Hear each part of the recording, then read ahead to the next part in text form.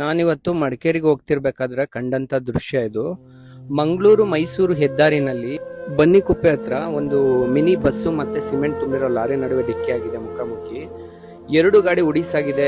ಒಳಗಿದ್ದವ್ರಿಗೆ 4 ಜನ ಸ್ಪಾಟ್ ಆಗಿದ್ದಾರೆ. ಇನ್ನು ಮಿಕ್ದವ್ರಿಗೆ ತುಂಬಾ ಗಾಯಗಳಾಗಿದೆ. ಎಲ್ಲ ಆಸ್ಪತ್ರೆಗೆ ಹಾಕಿದ್ದಾರೆ. ಮತ್ತೆ ಇಲ್ಲಿ ಹೆವಿ ಕ್ರೌಡ್ ಆಗಿದೆ ನೋಡಿ. ಆದ್ರೆ ಇಲ್ಲಿ ಕೆಲವು ಜನರು ನೋಡಿ ಯಾವ ತರ ಮಾಡ್ತಿದ್ದಾರೆ ಅಂದ್ರೆ, ಸಿಮೆಂಟ್ ಮೂಟೆಗಳನ್ನ ಎತ್ಕೊಂಡು ಹೋಗ್ತಿದ್ದಾರೆ ಗಾಡಿಗಳಲ್ಲಿ, ಹೆಗಲ ಮೇಲೆ ಹಾಕೊಂಡು ಹೋಗ್ತಿದ್ದಾರೆ. ಇವ್ರಿಗೇನ್ ಮಾನವೀಯತೆ ಸತ್ತೋಗಿದ್ಯಾ ಜನರಿಗೆ? ಇಲ್ಲಿ 4 ಜನ ಸತ್ತಿದ್ದಾರೆ ಆಕ್ಸಿಡೆಂಟ್ ಆಗಿ. ಆದ್ರೆ ಸಹಾಯ ಮಾಡ್ಬೇಕು. ಸಿಮೆಂಟ್ ನಲ್ಲಿ ಎತ್ಕೋಗಿ ಎಲ್ಗ ಹಾಕತ್ತಾರೆ? ಏನ್ ಮಾಡಕ್ಕಿದು?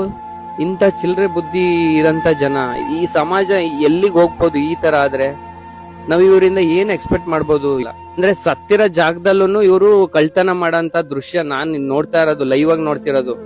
ನನ್ಗಂತೂ ತುಂಬಾ ಲಿಟ್ರಲಿ ಬೇಜಾರಾಯ್ತು. ಏನ್ ಹೇಳ್ಬೇಕು ನೀವ್ ಹೇಳಿ ಅಪ್ಪ.